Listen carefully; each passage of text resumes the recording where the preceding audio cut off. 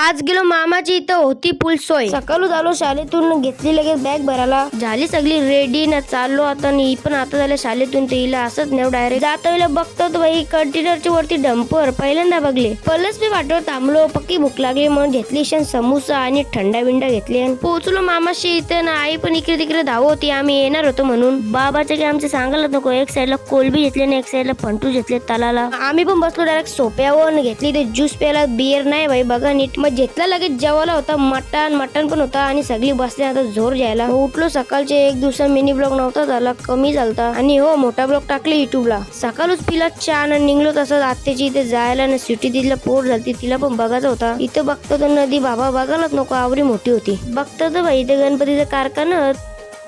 घेतलं इथून लहानपूरला कपडा, घेतलं इथून बाई रव्याचा लाडू. पोहोचलो आत्याच्या घरी नाही. या बाईला खुर्ची दिली ती बसायला. यो बाई कुस्त्या शाळायला लागला. गेलो आपल्या आत्याच्या नांगण, बघतो तर आत्या आंबा काप होती. इथं बघतो 10-15 पण ना बाई 20-30 असतील कबूतर. आवरे कबूतर हे पालून ठेवले. इथं बाईनी पकडले कबूतर. या कबूतरचं नाव काय आहे नक्कीच कमेंट मध्ये सांगा. आत्याने पण बनवलं रवा आणि दक्षबाई पण येतात आता आपल्या पाठी. आमचा पप्पा झाले पंढरपूरला, मग आत्या पण कला ऐकते देतात आता रवाचा लाडू बनवून. टाइम वेस्ट न घालून निघलो आम्ही पण जायला घरा. पप्पाने दिवशी गाडी घेतली दिवशी आत्तल सेतूला गेलात ना. मग आता चालले होतो, तुम्ही पार्ट 2 मध्ये बघा. त्यासाठी इंस्टाला फॉलो करा, युट्यूबला सबस्क्राईब करा. बाय.